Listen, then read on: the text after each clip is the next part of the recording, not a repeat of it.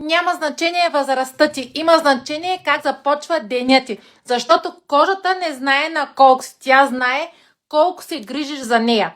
Моите момичета често си казват, още ми е рано, кожата ми е хубава, а майките си казват, нямам време, имам извинение. Истината обаче е една и съща за всички. Кожата няма пауза. Грижата за кожата не е въпрос на суета, тя е въпрос на навик.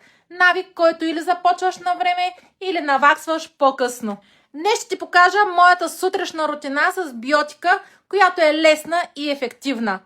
Освен това е супер лесна и само в 3 стъпки. Започвам с почистване на лицето с нежната пяна с лимонена трева и витамин Е, за да махна замърсяванията и да събудя кожата без да я изсушавам. И наистина няма онова неприятно усещане за сухота и опъване на кожата. След това нанасям хиалуронов серум, той задържа влагата и поддържа еластичността на кожата, което е едно от най-важните неща за млада кожа. А с помощница става още по-забавно, бързо и лесно. Накрая завършвам с хиалуронов концентрат за по-гладък, свеж и здрав вид. Не можем да спрем времето, но можем да се грижим за кожата си правилно всеки ден.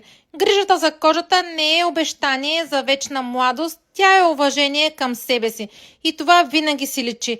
Това е моя малък, но работещ ритуал с биотика. Можеш да пробваш и ти.